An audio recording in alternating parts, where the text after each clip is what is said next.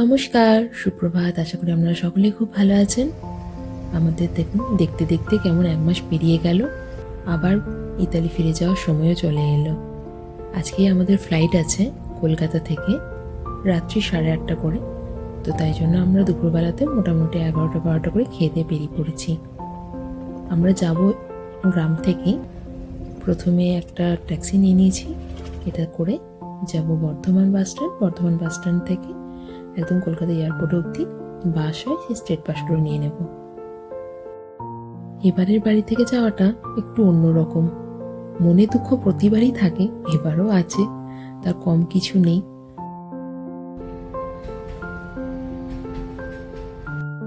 তবে এবারে অনেক রকম মিক্সড ফিলিংস সাথে নিয়ে যাচ্ছি। কেন, কি জন্য বলছি এটা, সেটা পরের ব্লগে আপনারা ঠিক বুঝতে পারবেন। রেলগেট পড়ে যায়, কিছুক্ষণ এখানে ওয়েট করতে হলো, তবে বেশিক্ষণ করতে হয়নি। বাস এবার খানিকক্ষণের মধ্যেই পৌঁছে যাব বর্ধমান আলিশা বাস স্ট্যান্ডে। চলেও এসেছি আমরা। এখানে ঠিক টাইমে বাস আছে, আমাদের টিকিট কাটা অলরেডি আগে বুক করা আছে অনলাইনে।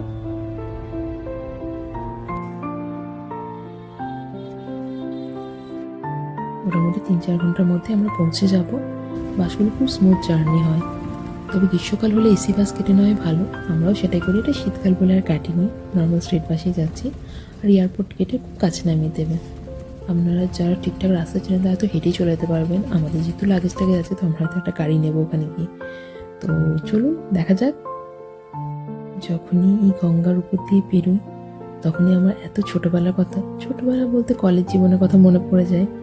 কারণ এই তো কলকাতা দিয়েই পড়েছি, এত যাওয়া আসা করেছি রাস্তা দিয়ে, তাই সেই স্মৃতিগুলো মনে পড়ে যায়। কলকাতা আমার সত্যি খুব ভালোবাসার শহর। তো আমরা মোটামুটি যেখানে নেমেছিলাম সেখান থেকে আবার একটা অটোর মতো নিয়েছিলাম।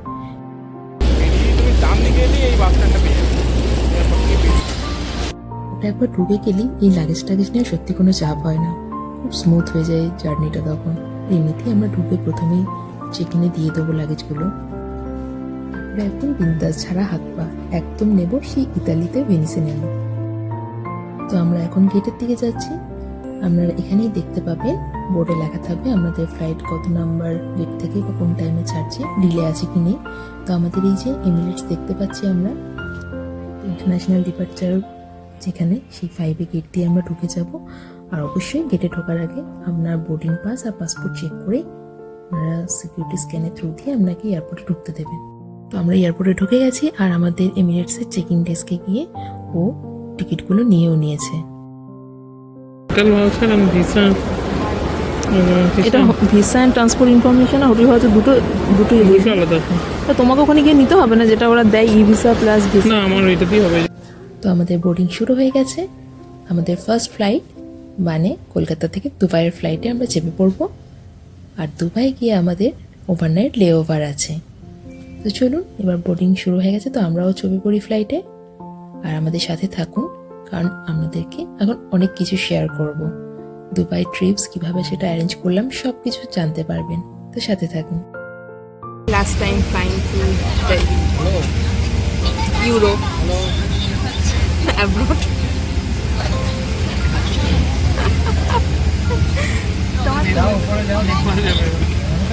নেপাল যাবো, নেপাল হেঁটে হেঁটে চলে যাবো। So we are flying to Dubai, then Dubai to Venice. তো ফ্লাইটে কিছুক্ষণের মধ্যে টেক অফ করবে। আর এই যে ফ্লাইটে চেপে আমার যেটা প্রথমেই কাজ, হেডফোনটা সামনে স্ক্রিনটা ঠিক আছে কিনা দেখে নেওয়া, সেটাই করছিলাম। আর আমার তো একটু ঠান্ডা বাতি কাছে জানেনি, প্রথমেই কম্বলটা খুলে একটু ঢাকা দিয়ে নিয়েছি পাটা। তো চলুন, আশা করি জার্নি খুব স্মুথ হবে। 8 ঘন্টা লেটেই ছেড়েছে, 9টা বাজছে। তো চলুন উপর থেকে দেখায় রাতের শহরকে, মানে রাতের কলকাতা। এই লাইটগুলো দেখতে পাচ্ছেন, এগুলো নিচে কলকাতা শহরের লাইট। সত্যি কথা বলতে উপর থেকে সবকিছু এত ছোট লাগে দেখতে, কিন্তু ততটাই সুন্দরও লাগে। এতই টুকটাক খাওয়া দাওয়া করি, খিদে তো পেয়েই গেছিল। আর এই যে চলেও এসছে আমাদের মেনু। মেনুতে কি কি রয়েছে দেখুন। ভেজ ননভেজ দুরকমই রয়েছে দেখলাম মেনুতে। অবভিয়াসলি আমরা ননভেজই নিয়েছি, মানে অর্ডার করেছি হচ্ছে চিকেন, মেথি চিকেন ছিল মনে হয়।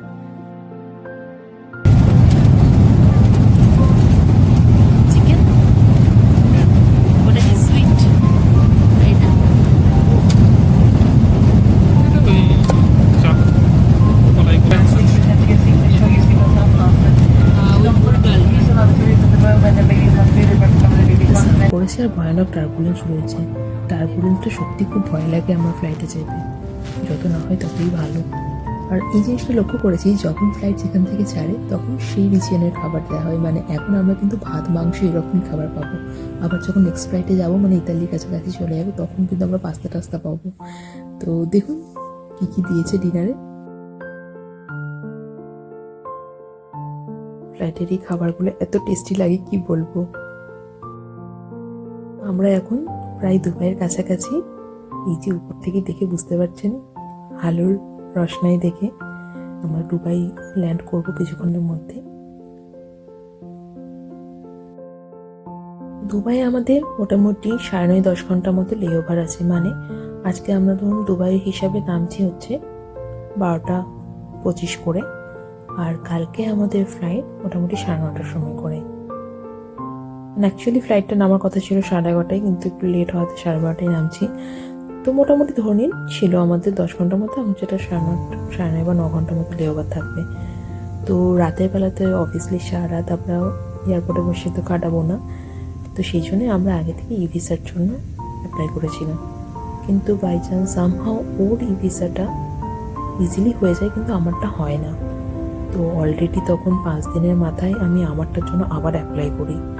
আর আমাদের দুজনের প্রসেসটা আলাদা হয়ে যায়, কারণ আপনারা জানেনই ওর জন্য যে টিকিটটা সেটা কেটেছিল ওর কোম্পানি।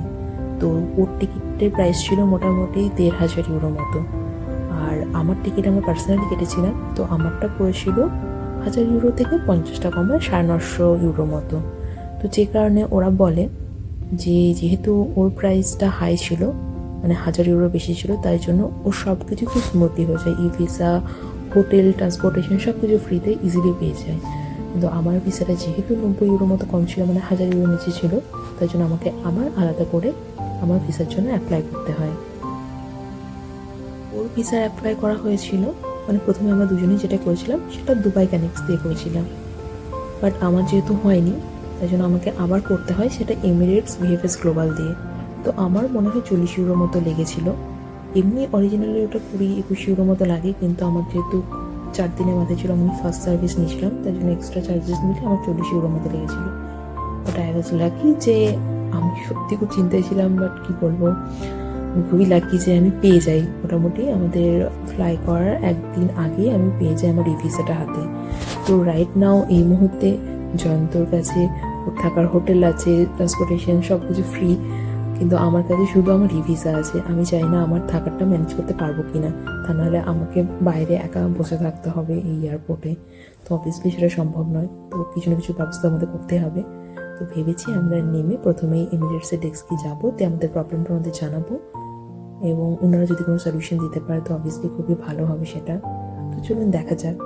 এখন তো আপাতত আমরা ঢুকছি দুবাই এয়ারপোর্টে।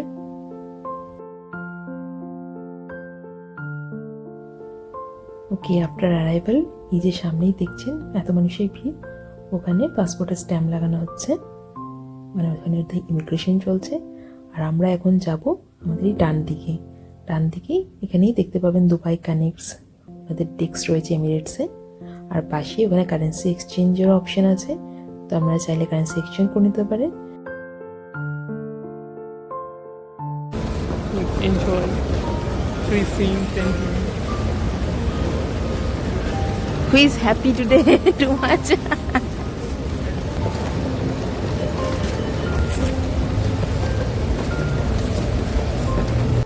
তো খুব খুশি খবর, কারণ আমার হোটেলটাও ম্যানেজ হয়ে গেছে ওর সাথে। ওনারা সত্যি খুব হেল্পফুল, একই রুমে আমাদের অ্যালট করে দিয়েছে। আর এই যে আমরা সাথে পেয়ে গেছি ফ্রি সিম 10 GB।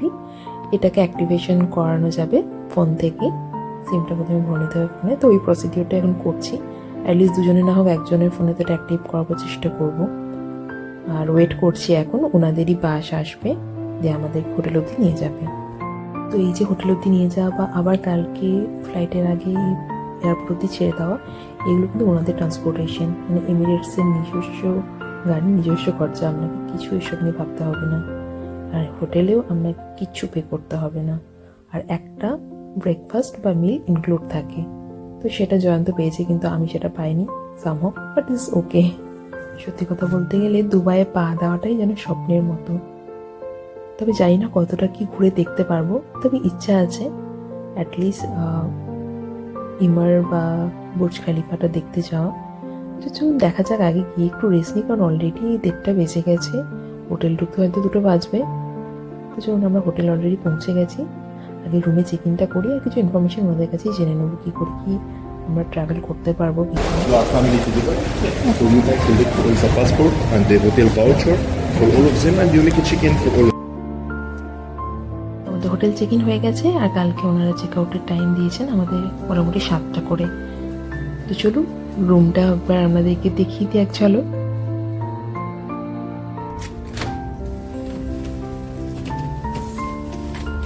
Room tour.